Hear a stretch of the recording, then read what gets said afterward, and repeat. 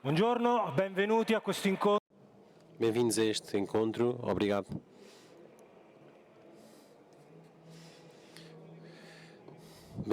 Bem-vindos também aqueles que estão ligados por via remota. Não basta um ecrã para crescer inteligente. De onde nasce este encontro? De algumas evidentes considerações. A primeira é que estes dispositivos ditos inteligentes invadiram completamente a nossa vida e a dos nossos filhos.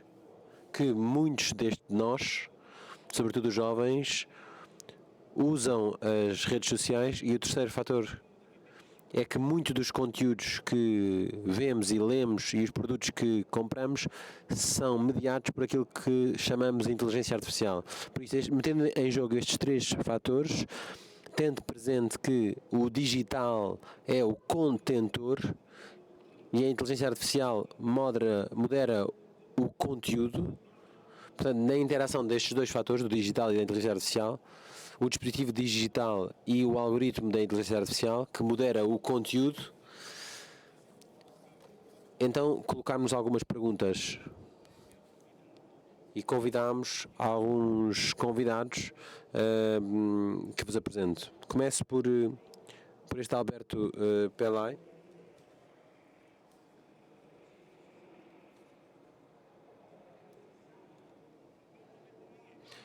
É médico e psicoterapeuta da idade do crescimento evolutiva. Em 2004, o Ministério da Saúde conferiu-lhe a medalha de prata pelo mérito na saúde pública. Autor de muitos best-sellers para pais e filhos, escreveu vários e por isso não sequer posso citar todos.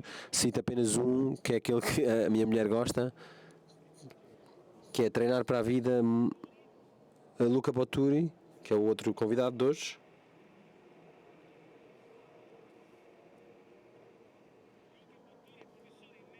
É professor de meios de comunicação na Escola Profissional Suíça e Italiana, onde se ocupa de competências digitais e literacia de mídia e game-based learning, portanto, aprendizagem mediada por jogos. E é autor de uma trilogia do Urba, que inclui 3 romances de ficção científica que exploram a relação entre liberdade, desejo e ficção científica.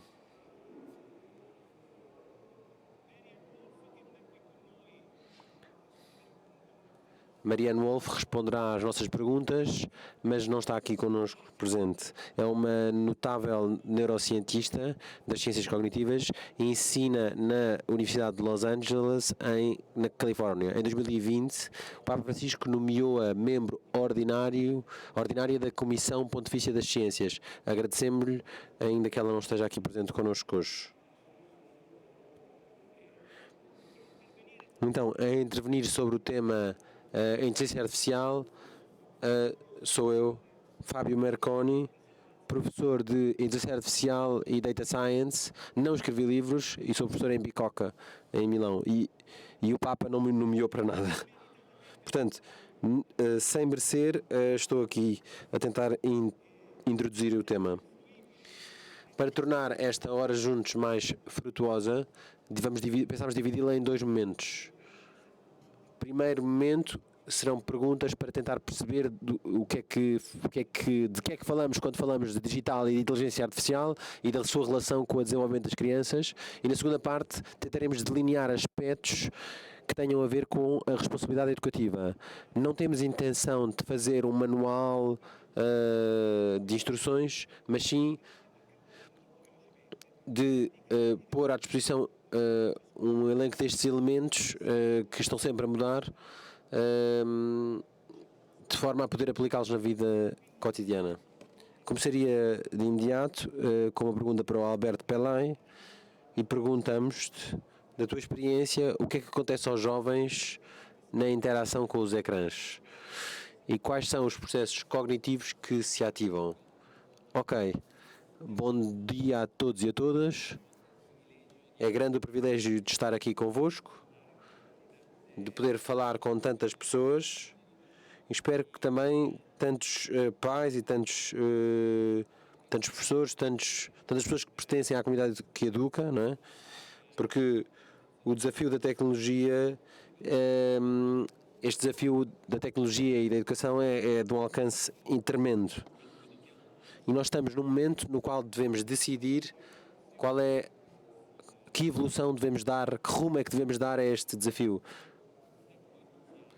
Há 10 anos havia imenso entusiasmo técnico, não é? Tecno-entusiasmo, e por isso acelerámos imenso esta presença digital na vida dos mais pequeninos, sem sequer termos qualquer espécie de critério. E isto foi a primeira vez que aconteceu com certas inovações tecnológicas que nem sequer nos colocámos a pergunta quando é que devemos introduzir na vida de uma criança esta inovação tecnológica, não é? Nós nos últimos, se pensarmos nos carros, os carros tornaram-se sempre mais seguros nos últimos 50 anos, mas nunca de nós imaginou que poderíamos antecipar a idade mínima de condução, não é? Portanto, temos automóveis há mais de 50 anos, mas a idade para guiar o carro mantém-se estável nos últimos anos. Nunca ninguém pensou em dar umas chaves de um carro a uma criança de 11 ou 12 anos, não é? Esperam até aos 18 anos, porque é um tempo de maturidade cognitiva, para dar um exemplo. Porque guiar um carro é tão complexo ao longo de uma estrada, ainda por cima ao longo de uma estrada onde outras pessoas também estão a conduzir automóveis, que requer uma série de funções integrativas, de visão conjunta, de capacidade relacional com os outros, dimensão de segurança, o cálculo da velocidade de travão, etc. Tudo isto que fazer ao mesmo tempo é difícil, e o cérebro cognitivo é que deve fazer esse trabalho, não é? E nós, pelo contrário, pegámos numa criança de 8 a 9 anos e demos-lhe para a mão um instrumento de enorme complexidade, que é o telefone, que às vezes nem sequer uma pessoa de 30 anos sabe gerir bem na sua própria vida, e nós demos-lhe livre acesso a estes telefones. Aliás, nós acelerámos o acesso a estes dispositivos. Em muitas escolas, por exemplo, ter na mão um smartphone é um pré-requisito. Agora está a mudar, mas até há pouco tempo era um pré-requisito para desenvolver algumas atividades curriculares, não é? E didáticas. Agora está a mudar. Portanto, usando a metáfora do automóvel, era como pegar num bambino, numa criança que sabe andar num kart pequenino e transferi-lo para uma autoestrada de 4 vias, de 4 pistas, e esperar que ele saiba guiar, não é? Aliás, com um caminhão-tiro. Pronto, as coisas não correram bem como achávamos que iam ser. Depois deste tecno-entusiasmo, estamos a recolher muitos dados de investigação e seria interessantíssimo que algum de vocês entrasse numa grande base de dados de investigação e verificasse quanta investigação nos diz que a digitalização da vida precoce das crianças forneceu vantagens para a sua saúde e para o seu bem-estar, e quanto à investigação nos diz e nos elenca pelo contrário, os efeitos adversos e os danos destas tecnologias. Se vocês pusessem numa balança estas duas investigações, eu diria que aquela investigação que diz respeito e que mostra todos os efeitos indesejados pesa muito mais e é muito mais ampla do que oposta. Portanto, vou tentar dar-vos 2 blocos de informação. O primeiro sobre a saúde mental. Aquilo que aconteceu a partir de 2012 para a frente, todos os indicadores de saúde mental na idade evolutiva, todos os anos pioraram. Depois de um trinténio, ou seja, de 30 anos, no qual a sua prevalência e incidência estava estável. Portanto, não havia um crescimento, e de repente em 2012 começou a crescer este desconforto, em 2013 ainda mais, 2014 ainda mais, 2015 ainda mais, e assim sucessivamente. E esta curva de crescimento deste desconforto, desta angústia, não parou. A subida ainda não parou. O livro The Anxious Generation, que vai sair em Itália em setembro, diz que nos 3 anos que precederam 2012, no mundo aconteceram estas coisas. Os telefones tornaram-se telefones inteligentes. Portanto, aquela caixa preta, antigamente, que te permitia enviar SMS e ligar, agora transformou-se num comportamento portátil, pelo qual, em qualquer momento da tua vida, podes fazer, inclusive no exterior, algo que até 10 dias antes só poderias fazer estando sentado à frente do computador de casa. E isto trouxe consigo isto que foi, que nós passámos a usar como um computador aquilo que nós chamávamos um telemóvel. Por isso nós deslocámos do nosso instrumento de comunicação a um instrumento de navegação e de conexão. O segundo aspecto é que a Apple fez sair o iPhone 4, que era o primeiro telefone inteligente distribuído a escala global, com a câmara integrada, e todos começámos a fotografar-nos e a fazer vídeos de uns dos outros. E por isso, a gerir uma espécie de uma segunda identidade ao lado da nossa identidade da vida real, e os nossos filhos foram os primeiros filhos que têm na mão duas vidas, uma vida real e uma vida e uma identidade social, digital. Seria muito bom que estas duas vidas se integrassem e completassem, mas quem faz o meu trabalho, o trabalho é do psicoterapeuta da idade evolutiva, muitas vezes tem de ajudar os pais que muitas vezes vêm ter connosco e nos dizem frases deste género. Pai, dizem que espiando no telefone dos nossos filhos, descobrimos que a vida dele online, na vida dele acontecem coisas que para nós são impensáveis. Uma frase que cito muitas vezes é uma de uma mãe que diz: doutor, ajuda-me, porque o doutor não sabe, você não sabe o que é que o meu querido filho faz à tarde com o telefone na sua vida virtual. E ela não conseguia encarar isto, não é?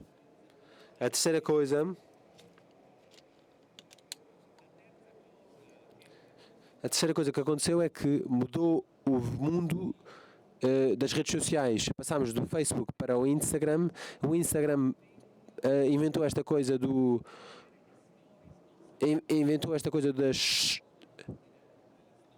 inventou aquela coisa das histórias, não só os posts. E então esta coisa das histórias gerou uma compulsão incrível a nunca se desconectar e estar sempre curiosos de novas histórias da vida de outras pessoas com as quais nunca teríamos de outra forma um contacto real, apenas virtual, e isto torna-se uma fonte de influência enorme. Tornam-se os gurus que influenciam a vida das crianças. São os influencers, ditos influencers. De forma concreta, os declínios da saúde e do bem-estar das nossas crianças são 4 em contrapartida. E portanto, se qualquer um de vocês tem um filho com um perfil social media e um smartphone, verá certamente fatores de risco que vocês veem que também estão na vossa família. Primeiro é a privação de sono. Todas as investigações dizem que os nossos filhos estão a dormir entre 1 a 2 horas a menos em relação aos seus coetâneos de há 20 ou 30 anos, ou seja, perder 1 ou 2 horas de sono por semana, ou seja, bastava ganhar essas 2 horas, que seria uma grande proteção de saúde física, mental e do potencial de aprendizagem. O segundo aspecto é a privação social. Nunca visto adolescentes nos quais o desejo máximo é ficar fechados no quarto e que, portanto, antigamente os adolescentes diziam que por castigo vai para o quarto. Aqui os pais dizem eu vou desligar o Wi-Fi e se não saíres à rua 2, 3 horas eu não te reconecto mais. Portanto, isto diz-nos logo que a adolescência mudou completamente a sua forma de estar no mundo real. O terceiro aspecto é a fragmentação da atenção, com toda uma série de sequências e de consequências enormes e também com limitação do potencial cognitivo. E o quarto elemento enorme é a adição, o vício. Por que os nossos filhos até às 3 da manhã, em vez de estarem a dormir, olhando para o primeiro ponto, tendem a permanecer acordados e conectados. E então, quando os pais nos dizem: doutor, descobri que o meu filho de 12 anos às 2 da manhã acorda para ir jogar Fortnite à noite.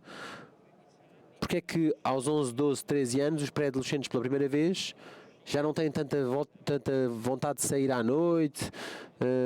Não, saem do desporto e têm como máxima aspiração aquela de permanecer no próprio quarto, fazer coisas com o próprio smartphone. Portanto, isto é uma adição, um vício a algo que entra dentro da tua vida porque está baseada na ativação de sistemas dopaminérgicos, que é a hormona, a dopamina, a hormona da gratificação instantânea. Quanto mais produzes dopamina, mais o teu cérebro te pede para fazeres a atividade que te está a dar a dopamina. O mundo online é todo baseado na ativação dos sistemas dopaminérgicos. É um lugar onde, quando entras nele, tu és um peço de ferro, tu és um peço de ferro e tu não sabes como é que consegues resistir a um campo de atração magnética. Porque encontras logo um campo magnético que te atrai imediatamente e que te diz: tu ficas aqui atraído e colado a mim. Fazer entrar este campo magnético na vida de uma criança de 9 a 13 anos é uma das coisas que nós adultos deveríamos aprender a olhar em fundo e perceber como é uma das coisas piores que se pode fazer à vida de uma criança. A tecnologia como instrumento, bem-vinda. A tecnologia como ambiente de vida e de crescimento provavelmente não deu os resultados que nós quereríamos.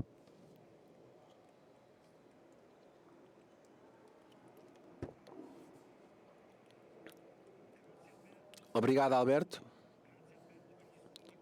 Obrigado, Alberto, pelos pontos importantes que levantaste. Pedimos ao Mariano Wolf como é que incide a exposição precoce aos ecrãs na evolução da atenção e da linguagem às crianças em idade de crescimento. Filmámos a resposta desta Marianne Wolf.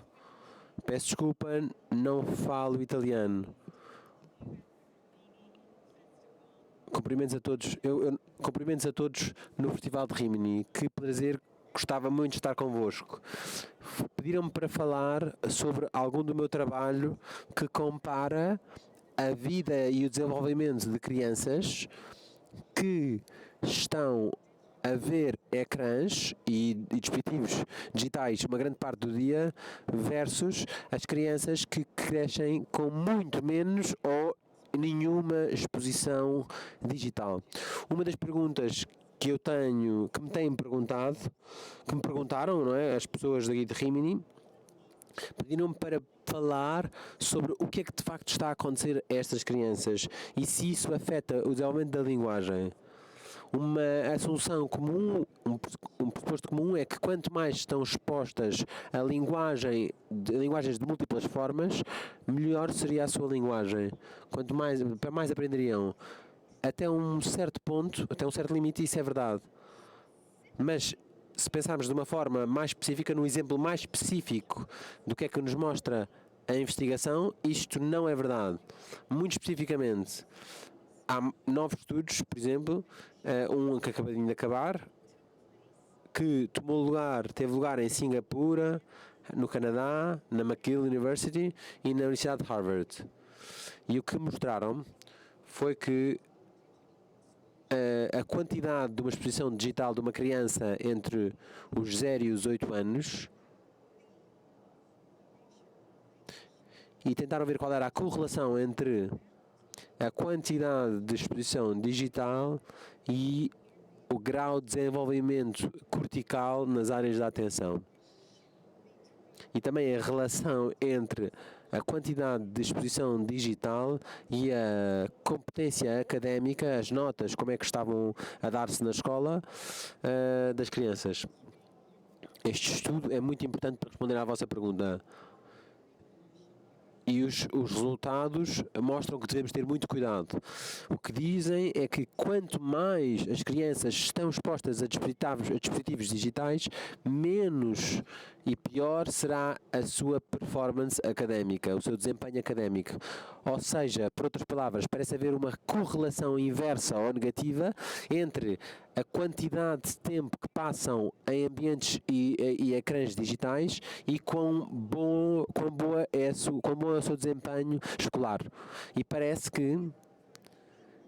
que aquilo que vamos encontrar ao longo do tempo é que as áreas de atenção no lobo frontal, por exemplo, das crianças, quanto mais tempo estão nos ecrãs, menor se desenvolvem.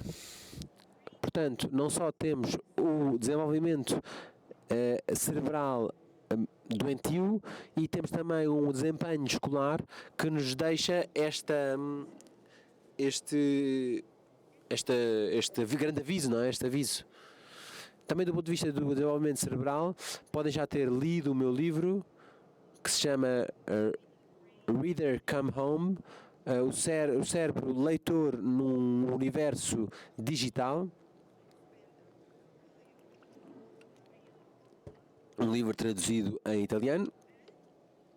Esse livro contém provas muito interessantes de colegas meus que são neurologistas pediatras, neuropediatras, que tentaram estudar como é que as áreas da linguagem do cérebro se desenvolvem e se vão ativando quando a criança está com um ambiente digital, por exemplo, um iPad, todos os sinos e alarmes, e comparando esse desenvolvimento e nessa altura esse iPad era só uma versão auditiva e compararam isso com um pai a falar às crianças. E o que encontraram foi o efeito Goldilocks, o efeito de que quanto a parte menos ativada nas regiões da linguagem é quando a criança está a ver sinos e apitos no iPad. Mas a melhor ativação da região auditiva é quando os pais, os cuidadores, estão a interagir de forma real com as crianças. Portanto, quando falamos de desenvolvimento de linguagem, este trabalho mostra-nos que estas regiões da linguagem se ativam muito melhor, e há mais estudos como este, que as regiões da linguagem são muito melhor ativadas quando os pais estão a ler às crianças em pessoa.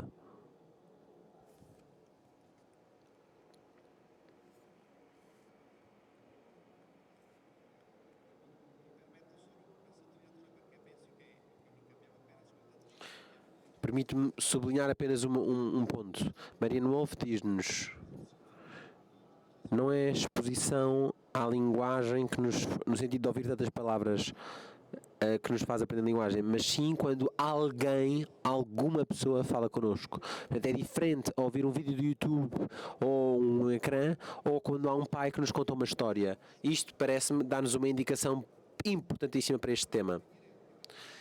E quero intervir também, porque acabei de roubar o lugar de moderador ao Fábio, porque vamos fazer uma pergunta ao Fábio. Quando falamos de exposição aos ecrãs, na realidade temos em mente as redes sociais, os videojogos, as plataformas, etc., que são instrumentos que nos propõem conteúdos. Mas hoje, os conteúdos nestes contentores, nestas formas, e estes conteúdos são organizados por algoritmos de inteligência artificial. E a pergunta é: como é que funcionam estes algoritmos? Vou tentar explicar quais são os critérios que movem o algoritmo da inteligência artificial. Vou-vos mostrar um vídeo, porque não conseguimos explicá-lo de forma veloz. Eu vou-vos mostrar este vídeo que é importante ver. Este algoritmo, ainda hoje, ainda com algumas modificações, está na base de muitas das funções de grandes redes sociais. Vou-vos imaginar este jogo. Uma inteligência artificial começa a jogar sem conhecer as regras. A inteligência artificial ainda não percebeu como é que começou o jogo, como é que se percebe o jogo. Então, portanto, o fim justifica os meios. Portanto, para a máquina, o fim justifica os meios. A máquina aprende com a experiência depois começa a jogar muito bem, começa a jogar melhor do que e quanto mais vai, melhor joga no seu objetivo. O objetivo dela não é fazer um belo jogo, é fazer pontos.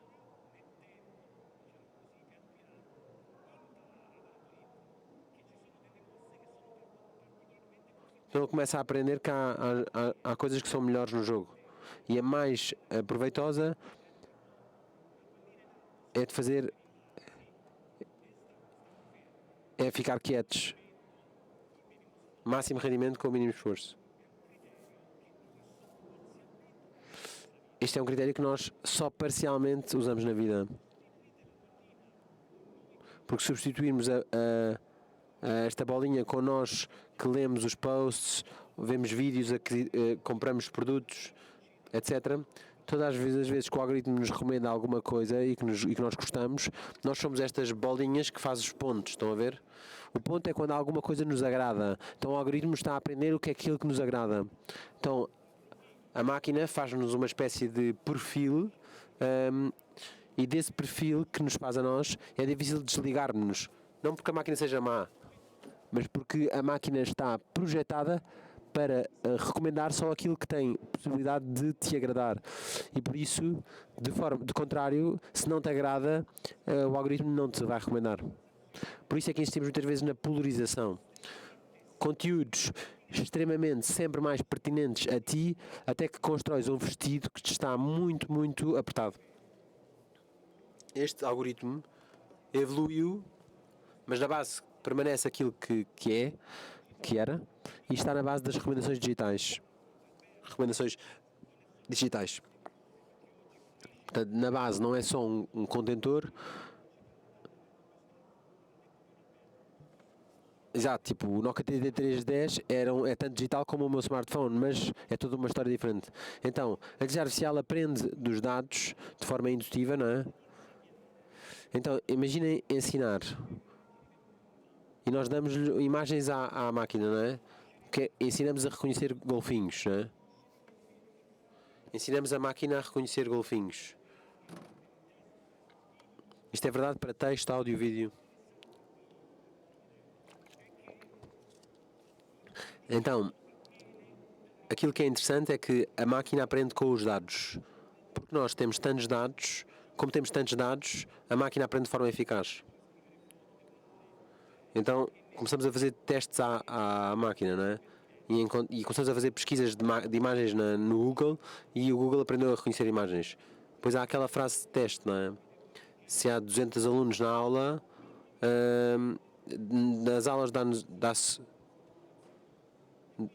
no exame dá-se o exercício, dá-se o argumento, mas não o exercício que se viu na lição. Depois no teste começamos a dar animais em locais diferentes. Ou seja, coisas que eles nunca viram, por exemplo. Começa-se a dar... Por exemplo, eu dei isto aos meus filhos. Eles disseram, pá, isto é uma baleia muito famosa. Como aqui, por muitos anos, ensinámos as máquinas a reconhecer e aquele ter lugar a realidade. Já ter-vos acontecido que muitas vezes têm de identificar semáforos, etiquetas, etc. Naquele caso nós estamos a etiquetar a realidade para as máquinas. Mas nos últimos 2 anos aconteceu algo de novo. Aquilo que aconteceu de novo é que as máquinas não aprenderam somente a catalogar objetos, isto é uma garrafa, isto é um copo a ser, etc. Aprenderam a gerá-los. Daqui o termo inteligência artificial geradora. Então temos aqui os 3 termos, não é? Inteligência artificial débil, indutiva e gerativa. Aquilo que conseguimos fazer com a inteligência artificial foi que eles pegaram nesta imagem, conseguiram codificar a imagem e fazer uma representação sintética da imagem. Então, conseguimos fazer com que a máquina codificasse aquele cogumelozinho.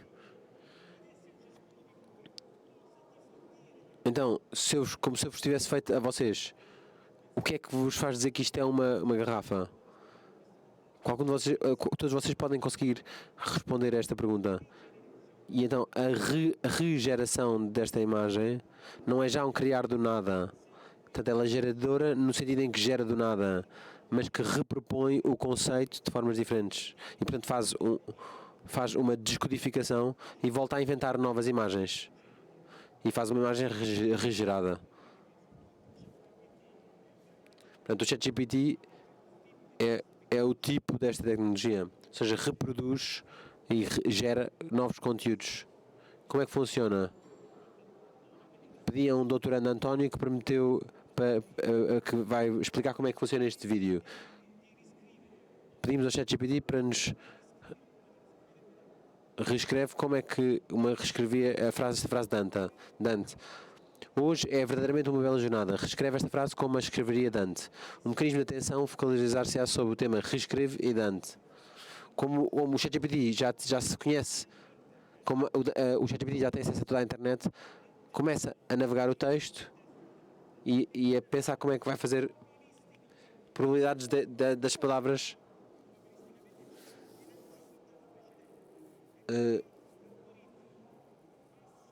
passo a passo o algoritmo consegue reescrever como se fosse Dante.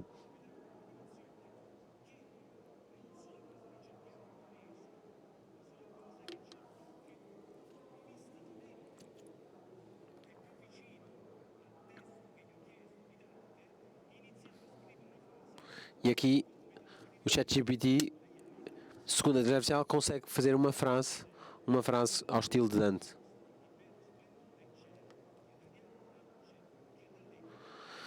Hoje se mostra em verde esplendor o céu, irradiando uma luz que alegra a alma.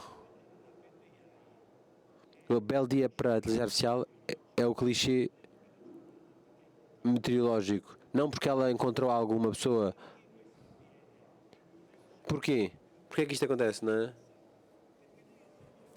Porque para nós, seres humanos, somos seres possibilísticos. Nós vivemos da categoria da possibilidade. A inteligência artificial vive, entre aspas, se quiséssemos dizer isto, vive da categoria da probabilidade. Ou seja, para nós também é importante a categoria da probabilidade.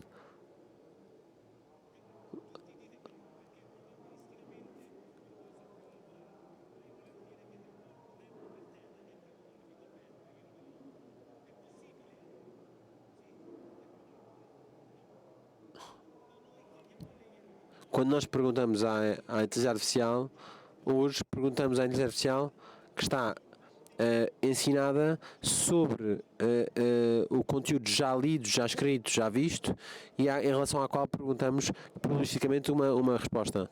Mas nós somos seres possibilísticos. Um cristão depois vive de outra categoria ainda, que é a categoria de certeza. Portanto, nós não podemos explicar o que é a inteligência artificial, mas podemos dizer aquilo que nos distingue da inteligência artificial. Com isto queria terminar esta parte da apresentação.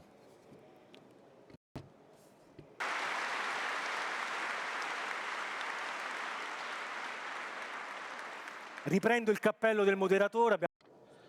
Volta a pôr o chapéu do moderador e vamos à segunda e última parte. Obrigado ao Alberto e ao Luca que nos ajudaram a explicar melhor como é que funciona e como é que o conteúdo digital influencia o desenvolvimento das crianças, desenvolvimento neurológico. Perguntamos então ao Luca, no mundo atual,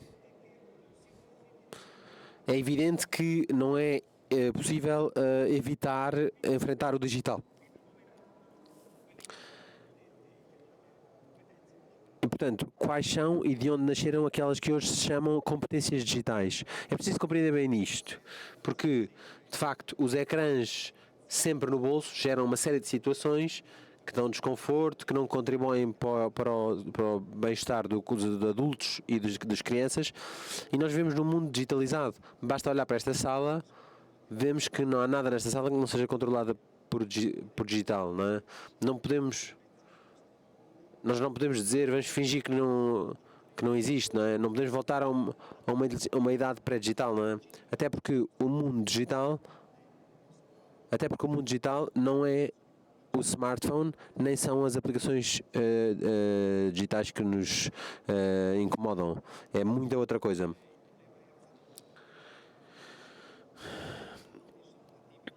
Mas pronto, os jovens são já nativos digitais, já estão programados para fazer isto. Na altura as pessoas diziam isto. Eu nasci nos anos 70, ninguém me disse, tu já nasceste nos anos 70, já nasceste com a gasolina, não é? Agora não precisas de aprender a guiar, não é? Claro que tive de aprender a guiar.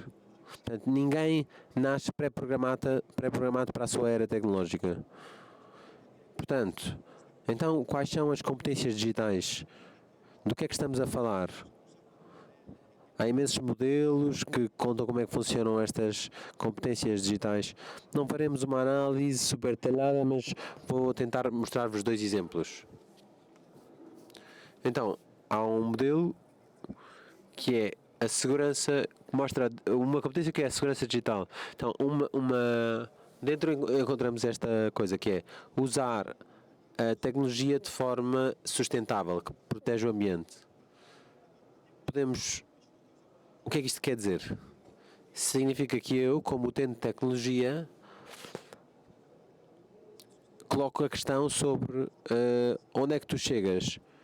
Onde é que vamos chegar se eu compro e deito fora um smartphone todos os anos, não é? Há ilhas de lixo de smartphones e de lixo digital, não é? Que não é reciclável. Mas estes temas não têm só a ver com o TikTok ou jogar bem o Fortnite. Tem a ver também com o facto de que eu saiba pensar de forma sistémica no ambiente, na economia, na sociedade, etc. O que é que quer dizer que a tecnologia é sustentável? Vamos tentar outro exemplo. Para usar a tecnologia para resolver problemas. Então, aqui é preciso ter alguma competência técnica, não é? Tenho de saber usar os instrumentos, mas tenho de saber identificar os problemas. Tenho de saber aprender por exemplo, a programar um software para gerir os voluntários, por exemplo, para resolver o problema. Ou então tentar perceber fazer com que uma coisa no hospital fique em dia. O stock. Então, há imensas coisas que ficam resolvidas com a tecnologia digital. Mas, ainda, esta competência para resolver problemas com a tecnologia tem muito pouco a ver com as competências dos consumidores tecnológicos. Ou seja, o que eu quero dizer é que, quando pensamos no mundo digital, pensamos muitas vezes no smartphone e na aplicação. Mas é uma subparte de imensas outras coisas que nós neste momento estamos a esquecer, não é? Por isso é que é preciso profissionais nesta área, não é? E a necessidade é sempre enorme. Não só porque precisamos de programadores de Facebook, não só, mas também. Então, primeira coisa, as competências digitais verdadeiras não são as do consumidor. Não é só descarregar uma aplicação e fazer pagamentos. Não é este o ponto principal da questão. Mas temos, na verdade, um mercado tecnológico que nos empurra a ser consumidores aditos, viciados. Segunda coisa, é preciso usar a tecnologia, mas ter uma distância crítica que nos permite lhe dar um significado, interpretá-la, de criticá-la. Na categoria da possibilidade. O que é que eu posso verdadeiramente fazer de novo ligando a tecnologia a uma visão minha do mundo, por exemplo? Uma visão talvez construtiva e positiva. Então, esta perspectiva é ligeiramente diversa, não é? Não devemos ficar presos. Tenho uma filha que esteve numas Olimpíadas, nos Jogos Olímpicos como atleta. E ela contou-me os treinos que ele fez e tal. Portanto, é um nadador profissional, percebem? E era como se eu dissesse, também eu no verão, como se eu dissesse à minha amiga, olha, eu também no verão vou nadar num lago. Ou seja, não é a mesma coisa. Competências digitais, mas do que é que estamos a falar não tem nada a ver com passar o TikTok. Portanto, Portanto, metendo-lhe na mão um smartphone com o TikTok não é preparar um jovem para o futuro. Portanto, temos de abrir o horizonte. Portanto, pensamos também noutras coisas. Conheci uma pessoa que regula os sensores dos índices da farmacêutica. É um trabalho utilíssimo. Tem a ver com as plataformas de social média? Não. Mas é um trabalho tecnológico. Ou então um programa de condução automática dos aviões. Ou então os instrumentos que permitem gerir a indústria têxtil. Por exemplo, tantas aplicações que cada um no seu setor conhece. Isso é o verdadeiro desafio, porque é aí que a tecnologia se torna verdadeiramente útil. Portanto, no nosso discurso, muitas vezes é como se excluíssemos. Ali há um trabalho, há uma carreira profissional, há um desafio verdadeiro. Pelo contrário, nós muitas vezes concentramos-nos na espuma que está por cima, que é a parte do entretenimento. Ou seja, como se navegar no entretenimento digital fosse aquilo que nos torna cidadãos digitais competentes. Não. Aquilo que está debaixo da superfície é aquilo que é verdadeiramente interessante. Essas competências é que temos de meter em tema. Essas são as competências que nos permitem ser protagonistas num mundo em que as competências digitais são parte da nossa experiência.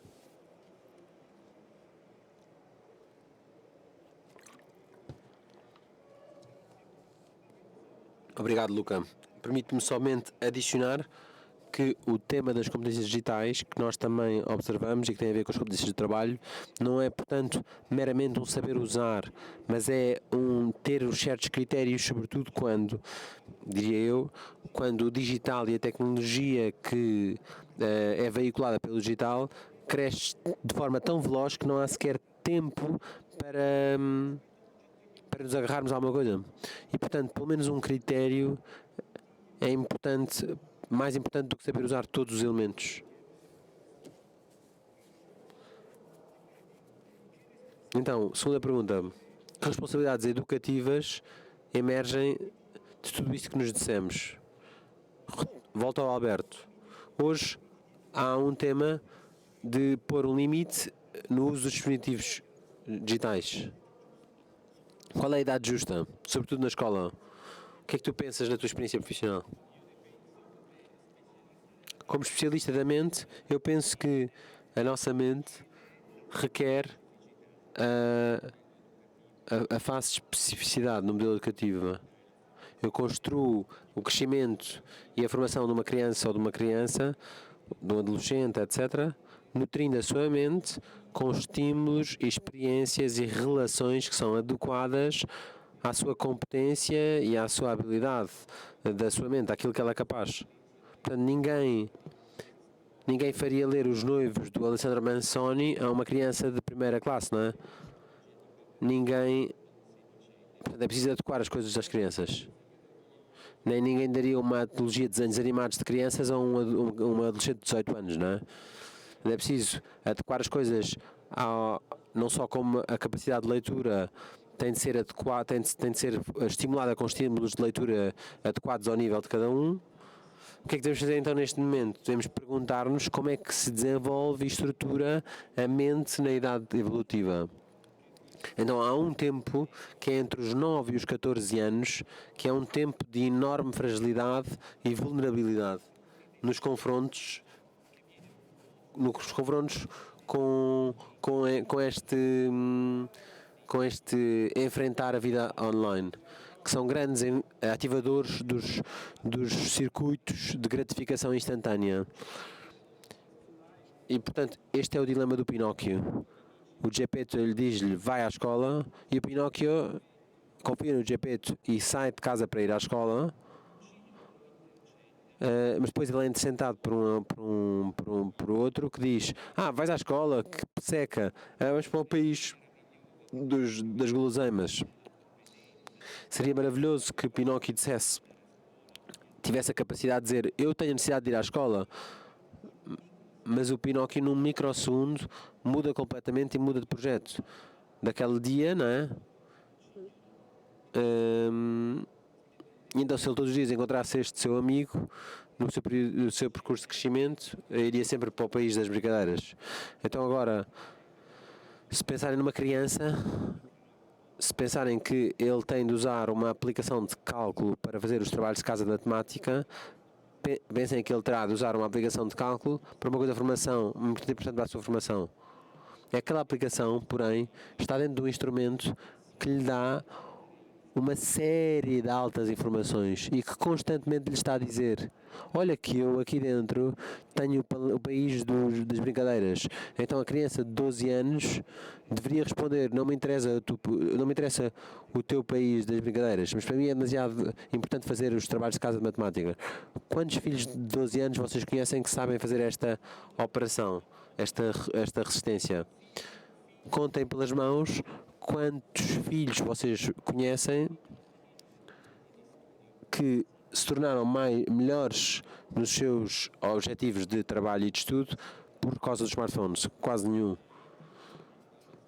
E então tenho imensos pais que me dizem, desde o Fortnite e desde o smartphone, fazê-los estudar é impossível, quase. Então, de facto, no cérebro do pré-adolescente, entre os 10 e os 14 anos, rebentou um tsunami. É aquilo que vocês viram no filme Inside Out 2, não é? Há uns fuzilamentos emotivos que têm uma aceleração louca. E então há uma aceleração enorme que, se for sujeito a imensas experiências de gratificação instantânea, as crianças têm muita dificuldade em seguir os processos formativos e que as desenvolvem em detrimento dos outros, da gratificação espontânea. Então, na neurociência deu-nos um grande recurso, porque nós podemos olhar para dentro do cérebro e ver aquilo que acontece. Então, não é por nada que a Marianne Wolf nos dizia que tudo isto acontece no córtex pré-frontal, ou seja, esta zona do cérebro que está aqui à frente, que é a cabine de Reggie daqui da nossa pessoa, que chega à maturidade entre os 11 e os 18 anos. O que acontece aos 11, 12 anos é que tem um cérebro emotivo que vai a 200 a hora, mas tem um cérebro cognitivo que vai a 5 a hora. Então não consegue ir atrás do cérebro emotivo. Então o que é o trabalho fundamental do adulto? Canalizar, direcionar a potência do cérebro emotivo em direção a objetivos que não são aqueles do país das brincadeiras, mas aqueles do país da vida verdadeira, não é? Torna-te grande, não é? Então, tendo um mundo online à disposição, as tecnologias, muitas vezes, também como instrumento de aprendizagem, são boas, mas quando o instrumento e a realidade está dentro de um ambiente e o ambiente é um parque de jogos que nunca fecha, tu encontras-te devendo usar os instrumentos enquanto constantemente sentes o apelo de tudo aquilo que é divertido e atrativo e que te faz fazer exatamente o contrário. Então isto é verdadeiramente muito difícil de regular. Nós deveríamos também, o ministro como a circular que se tornar operativa daqui a uns poucos tempos, se virem um grupo de rapazes homogéneo, onde não podem ter smartphone, e um grupo onde o põe numa sala com o smartphone desligado, mas apoiado no banco. E noutro grupo com o smartphone apoiado no banco, mas ligado. Eles não podem interagir, mas têm o smartphone, pode mandar mensagens aos alunos e verão qual é que será a nota final do mesmo teste e descobrirão que a média em matemática melhor têm os estudantes que não têm o smartphone, nem sequer como objeto visível. A pontuação intermédia são aqueles que veem o smartphone mas está desligado, e a pontuação pior, a avaliação pior, são aqueles que têm o smartphone ali ativo ainda que não o possam usar. É por isso que a circular ministerial diz: façamos escolas livres de smartphone. que nem sequer deve estar na mochila, o smartphone, que possa tirar na mochila, mas que sim, deve ser depositado na entrada da escola e depois retirado no fim do dia. Muitos contestaram esta circular do Ministério como sois vintage, que mete pré-histórico, não sabem estar. Desculpem, há 5 nações neste momento que têm esta política como regulamento do sistema escolar. São a Noruega, a Finlândia, a Suécia, a Grã-Bretanha e a França. Sistemas escolares entre os mais avançados do mundo. Os mais digitalizados que, na realidade, vendo a evidência da investigação, decidiram que os seus estudantes vão passar o dia da escola sem a interferência dos smartphones. Eu creio que isto é o modo no qual, neste momento, nós devemos usar os dados de investigação que temos disponível. Se a investigação diz que o smartphone melhora a vida dos nossos melhora a vida dos nossos filhos, damos-lhe 5 smartphones, mas se vemos que está a dar um grande impacto no seu bem-estar, no seu estilo de vida, na sua saúde mental, e sobre o seu treino para a vida, não é? Então devemos verdadeiramente fazer algo de ruptura. Na minha opinião, este é o tempo no qual percebemos usar a digital como instrumento e retirá-lo como ambiente, ou então encontrar-nos daqui a uns anos a dizer perdemos o jogo. Não, este é o momento.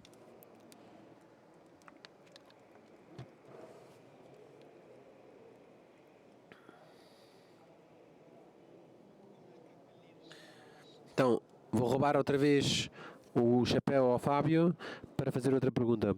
Falámos destes algoritmos e destas plataformas, mas coloquemos-nos outra pergunta. Quem constrói os algoritmos e quem os constrói os telefones? Qual é o objetivo que têm estes instrumentos que temos em cada ambiente da nossa vida? Eu reajo àquilo que o Alberto diz.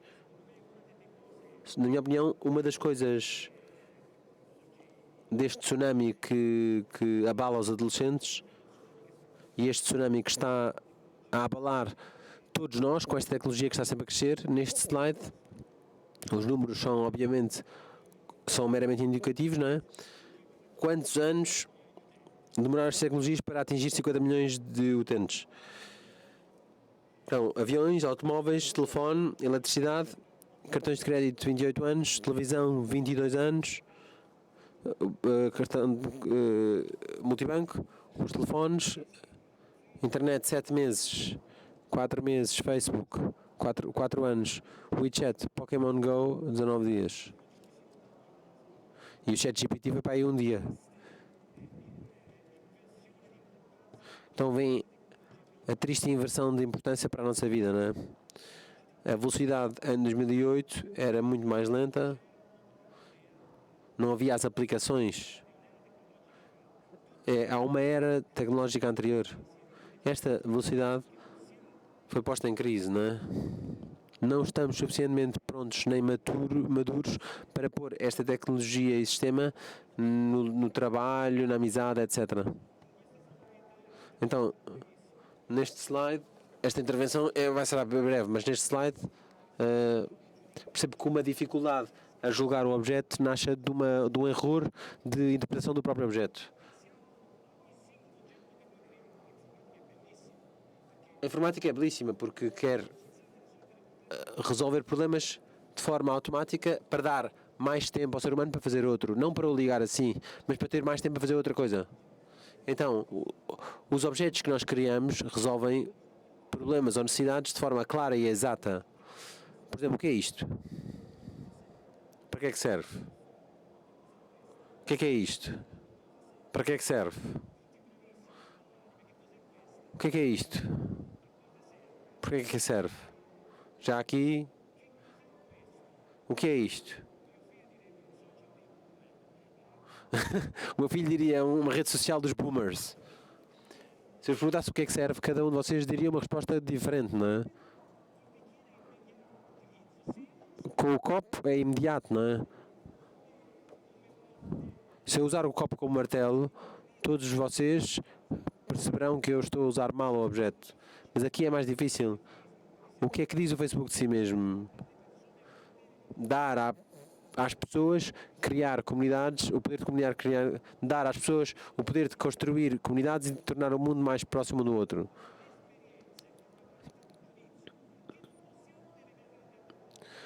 Ou seja, a avaliação desta frase não podemos delegar à plataforma, não é?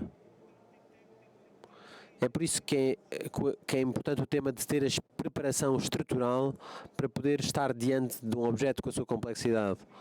Que, portanto, não é bem um instrumento, é um meta-instrumento.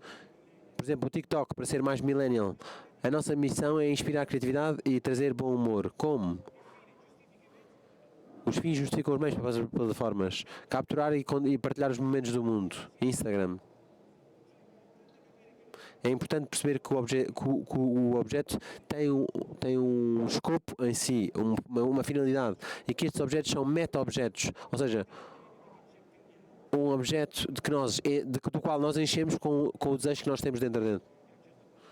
Uma vez mostrava isto a rapazes e ouvi na plateia um que estava a brincar com um amigo, estavam a falar e eu paro-os e eles estão a fazer assim, estava a comentar. Mas porquê é que não lhe mandaste um WhatsApp? Porquê é que fizeste assim com o cotovelo? Porque é outra coisa. É outra coisa. Hoje os social media são um substituto da amizade.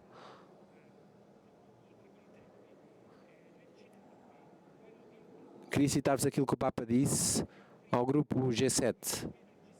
O primeiro pontifício que intervém ao G7 e que trata da inteligência artificial. Talvez tenha alguma razão.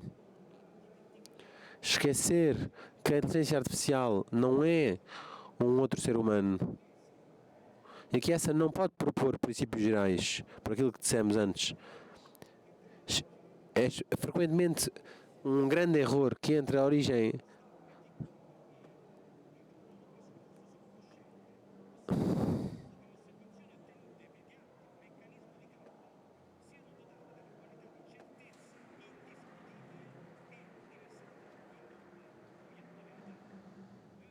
Nós queremos a verdade, queremos a amizade e a verdade. Melhor ainda se é a amizade na verdade. Pedi-la a um substituto social media é um erro de método, não do objeto. Portanto, ainda do ponto de vista da verdade, exigir a verdade a um elemento probabilístico que hoje se seleciona os conteúdos é um erro de método, uma falácia de método, não é um erro do objeto. Eu sou informático, a informática é belíssima, eu adoro a informática. Aquilo que nós temos de dizer é que nós temos de redescobrir como é que nós usamos os critérios do agir e redescobrir como é que usamos as coisas e redescobrir que alguns objetos que nós criamos, alguns objetos são mais altos e outros são um meta-objeto, têm um próprio desejo e por isso nós devemos voltar a comparar-nos a nós com aquilo que nós esperamos do objeto.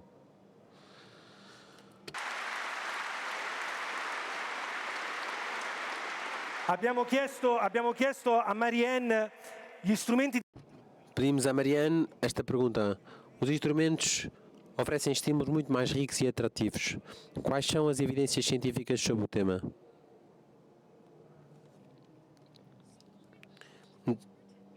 Então, um dos aspectos mais importantes que abrange as duas perguntas tem a ver com tanto a relação entre o desenvolvimento digital e linguístico, de linguagem, e aquilo que os pais podem fazer. Há muitas implicações claras desta investigação. Uma das coisas melhores que os pais podem fazer é leitura modelo. Não no smartphone. O smartphone tornou-se ubíquo na vida das nossas crianças. O iPad também ubíquo.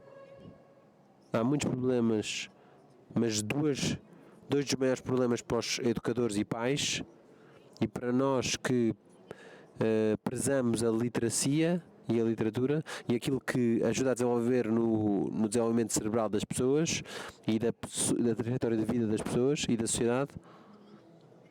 Tudo isto de que eu vou agora falar é sobre o denominador do nosso desejo, daquilo que nos é dado por pela verdadeira literacia.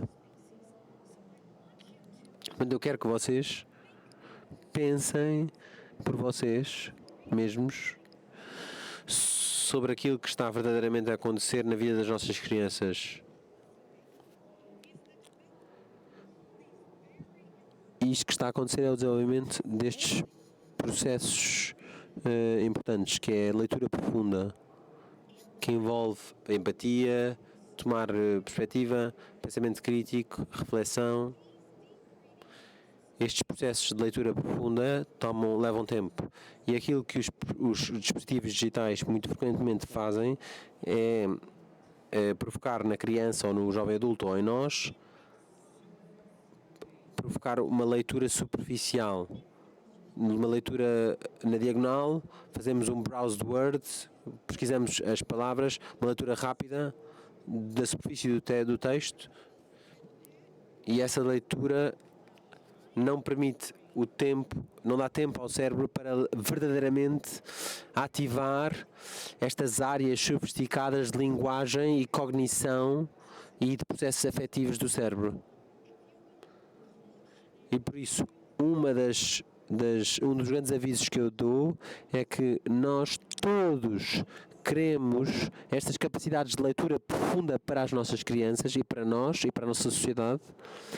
E não é que a leitura profunda seja impossível num computador, muitas vezes temos de fazer isso horas por dia, mas é menos provável que nos dê o tempo para processar a estes níveis profundos quando estamos a fazer esta leitura na diagonal no laptop. E quando estamos a falar de crianças, estamos a falar de desenvolvimento de leitura profunda. Eu usei o termo, um termo biliterário. E isto eu não quero dizer que é um binário, binário, um é bom, outro é mau. Não é tipo a imprensa é boa e o digital é mau. Não é binário, é uma forma de desenvolvimento, em que se tem de desenvolver sabedoria dos pais e das crianças para permitir uma expansão de processos cognitivos, tanto dando às crianças predominantemente nos primeiros 10 anos algo impresso. Se usarmos sabedoria dos dois lados dos nossos meios de comunicação, até poderá ser usado os dois. Obrigado. Últimos minutos. Perguntamos ao Luca qual é o papel da escola na educação digital. O que é que quer dizer digitalizar as escolas? Imagino que aqui haja professores vários, falo com eles, mas falo também com os pais. Então, ou se enfrenta este desafio juntos ou não se vence. A escola tem um valor fundamental, no sentido em que há algumas coisas que só ela pode fazer. Com efeito, havia um investigador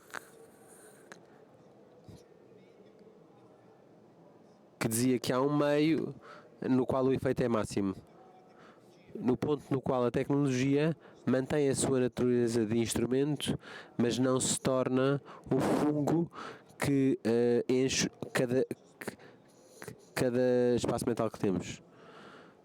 Então, a escola deve ser um lugar que seja capaz de fazer encontrar aos jovens a verdadeira natureza destes instrumentos, ou seja, interpretando-os como instrumentos, como equipamentos que servem para produzir alguma coisa de bom. Portanto, devemos escrever um texto, claro, às vezes tê-lo em digital permite-me fazer certas operações, como o Microsoft Word. Temos de comunicar com outra escola, temos de preparar um póster para imprimir. Às vezes há certas situações nas quais o digital nos dá uma margem a mais. Então, ter instrumentos assim é um verdadeiro desafio. Tê-los dentro das disciplinas, não é? Então, do outro lado, preservar os espaços nos quais aprendemos e cultivamos todas as competências que a tecnologia tende a cobrir. Marianne dizia muito bem, ou um ou outro, mas sim, de aprender a ler num ecrã, mas também de saber gerir um livro ou a prensa. Então ter espaços onde podemos cultivar estas duas coisas, porque assim sabemos comunicar num chat, mas também estamos capazes de fazer uma apresentação, um colóquio. Não preferimos ir para o quarto, não é? Ainda que seja mais cómodo mandar uma mensagem. Então, encontrar este equilíbrio pode ser delicado. Penso que a escola possa ter um lugar a propor um bom equilíbrio e bons exemplos. E sobretudo, retirar os smartphones, penso que será útil. Então, tudo isto terá sentido se da outra parte temos famílias que dialogam com a escola. Portanto, também propõem os mesmos critérios, não é? Com fórmulas diversas, adequadas em casa, não é? Portanto, se a escola é a prisão na qual o smartphone não entra, mas depois em casa estão o dia todo com o smartphone, também não vale muito a pena, não é? E depois é isso.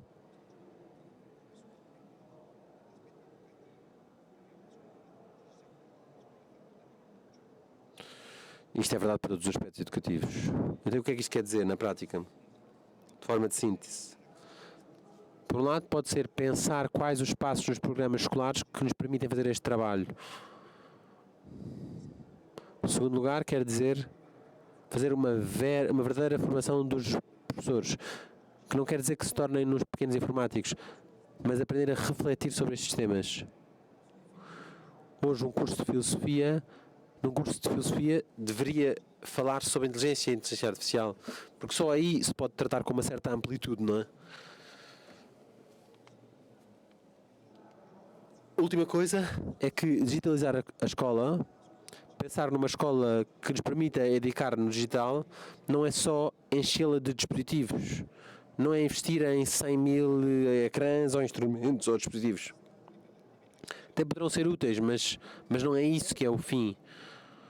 O fim não é tornar-nos o último tipo de consumidores, institucional em vez de individual,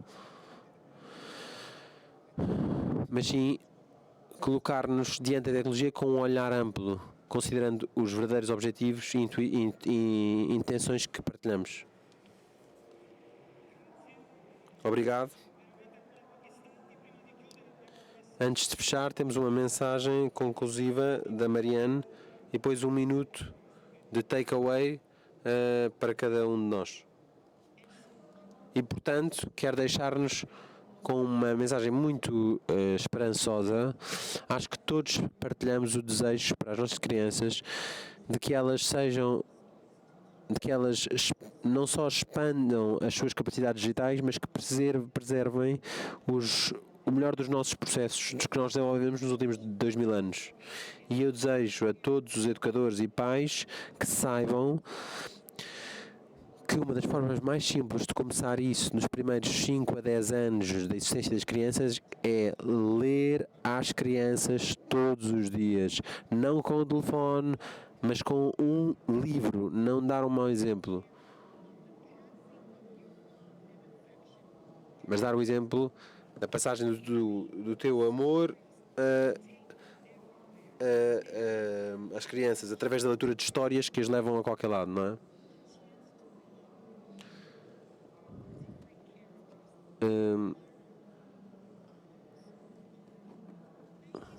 Obrigado a todos.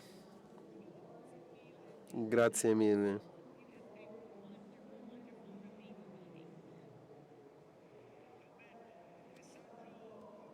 Alberto, mensagem conclusiva.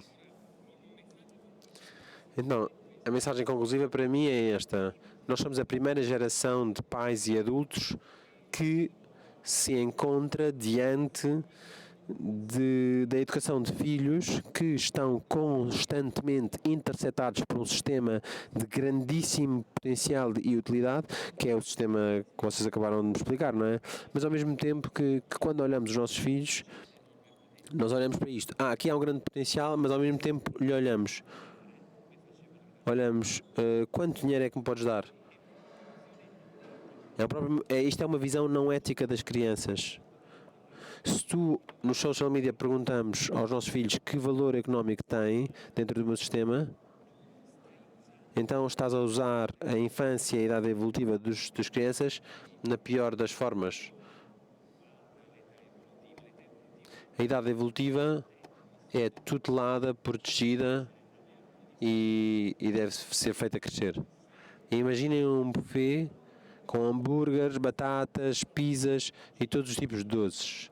E depois um canto com verduras e frutas. E dizes às crianças, olha, a fruta e as verduras é o melhor, que é aquilo que te nutre verdadeiramente. Quantas crianças é que escolherão as frutas e as verduras se forem deixadas a si próprios? Então, por isso eu acho que nós devemos esvaziar o buffet destes alimentos não nutritivos e dar-lhes aqueles que nutrem.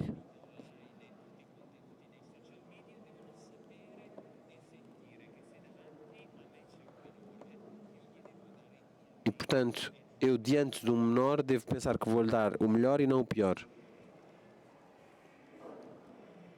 Luca,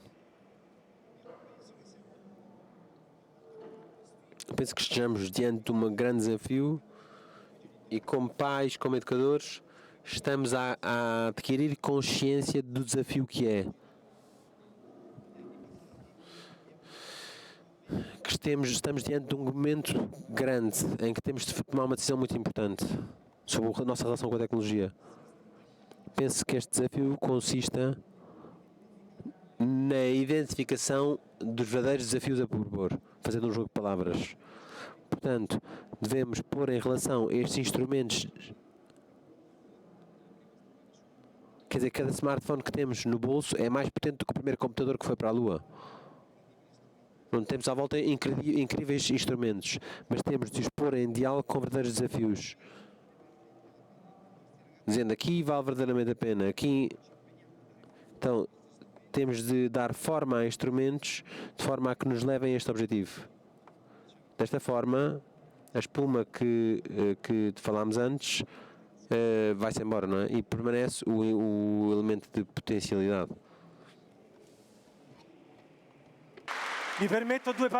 Permite-me 2 palavras de conclusão. Nós somos a primeira geração que está a ensinar a inteligência artificial a nossa realidade. Só de 2 sentidos, não é? Porque tato, olfato e gosto não tem, não é? Então o temor que nasce em nós e nas crianças é que, por exemplo, hoje uma criança a olhar para uma tecnologia que faz melhor as coisas do que ele, isto é um grande temor, porque se sente diminuído e sente-se desincentivado. O que é que eu me empenho a fazer se aquilo que eu gosto e se aquilo que eu sou capaz de fazer, a inteligência artificial faz melhor, não é? Compor música, desenhar, etc. Isto é gravíssimo. Mas, como diante do buffet de doces, nós temos uma grande responsabilidade, não é? Como nenhum de nós, como pai, olha, toma a bicicleta, tenta e vê aquilo que acontece. Nós devemos acompanhar. Nós devemos sentir a responsabilidade de acompanhar os nossos filhos, tendo presente em que medida é que estão prontos para alguns desafios e para outros não.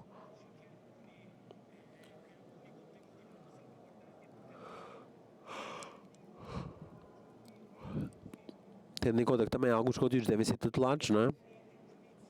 E devemos também ter o critério dos juízes, não é? Porque a inteligência artificial da manhã nós não a conhecemos. Há 15 anos não havia aplicações. É outro mundo. Portanto, nós devemos dotar os nossos filhos de critérios de juízo. De outra forma, dar-lhe-emos competências que serão inúteis dentro de poucos anos. Recordo-vos que uma civilização não cresce sem cultura. Diálogo e beleza são a linfa vital da cultura. Sustém o meeting.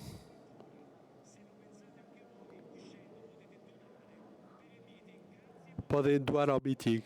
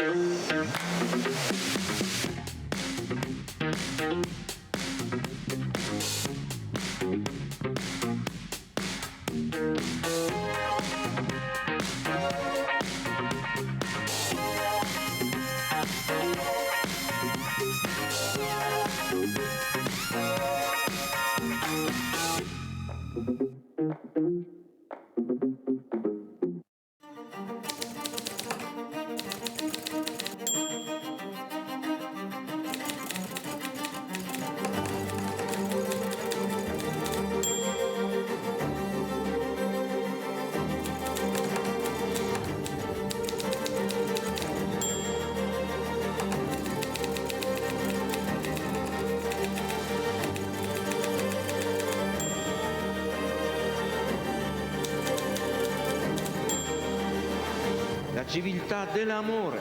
Fratelli e sorelle, costruite senza stancarvi mai questa civiltà. Lavorate per questo, pregate per questo, soffrite per questo.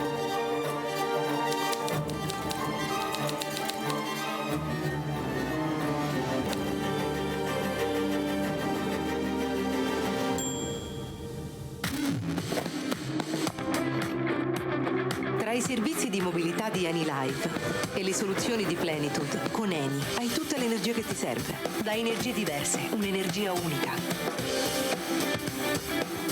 Qui è ora. Qui è dove conoscere significa confrontarsi con le sfide della contemporaneità, ascoltare le nuove generazioni da accogliere nel tempo presente. Ora, Università Cattolica del Sacro Cuore. Visita il sito unicat.it.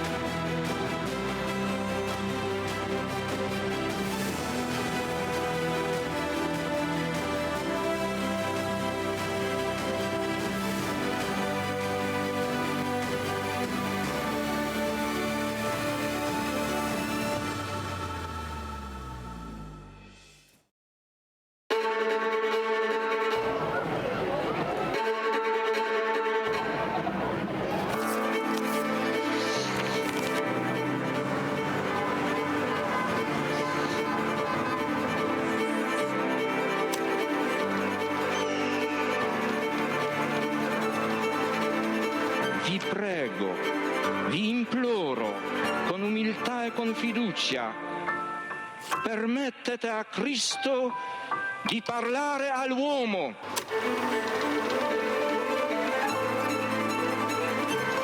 Don Gius aveva capito il problema che avevo. Se la tua vocazione è vero, il tuo lavoro verrà fuori anche dai sassi.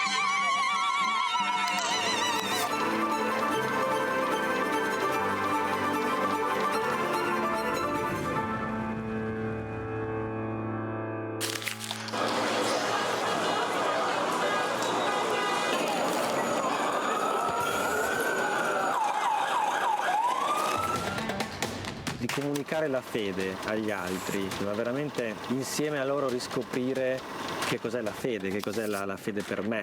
Portare Cristo agli altri, comunicarlo agli altri è l'unico modo che abbiamo per conoscerlo veramente.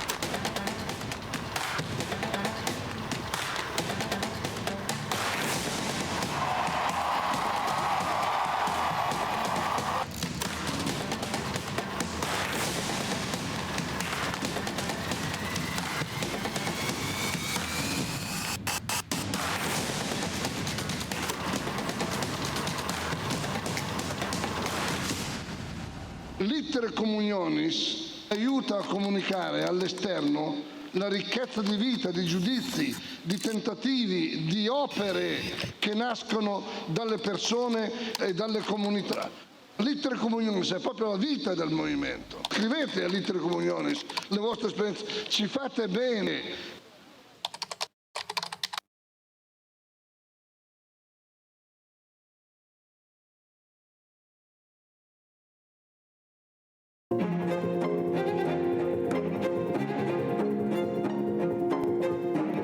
Si è voltato improvvisamente alla gente che era lì e ha detto: la gente che cosa dice che io sia? Chi dice che io sia? E voi chi dite che io sia?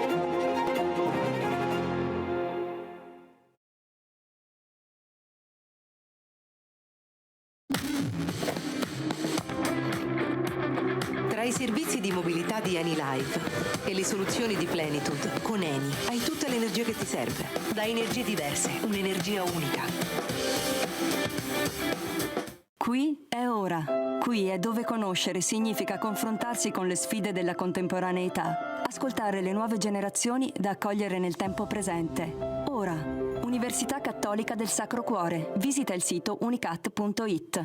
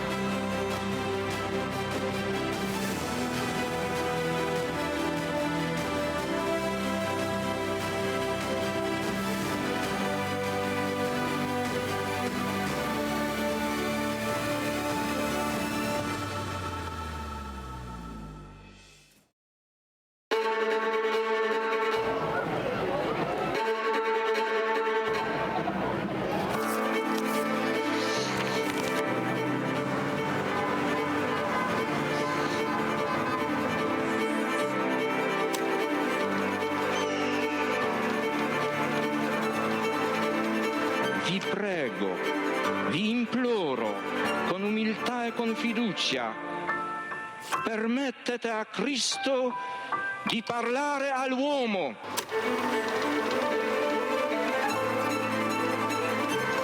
Don Gius aveva capito il problema che avevo. Se la tua vocazione è vero, il tuo lavoro verrà fuori anche dai sassi.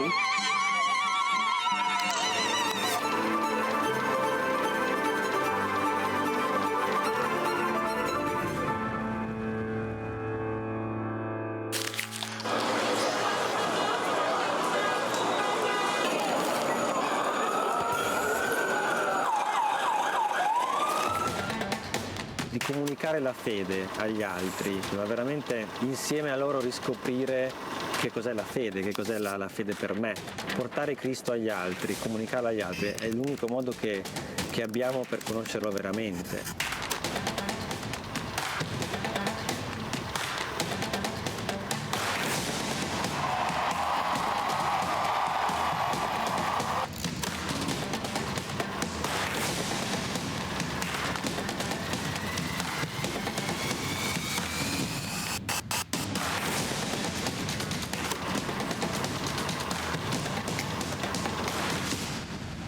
L'Iter Communionis aiuta a comunicare all'esterno la ricchezza di vita, di giudizi, di tentativi, di opere che nascono dalle persone e dalle comunità. L'Iter Communionis è proprio la vita del movimento. Scrivete all'Iter Communionis le vostre esperienze, ci fate bene.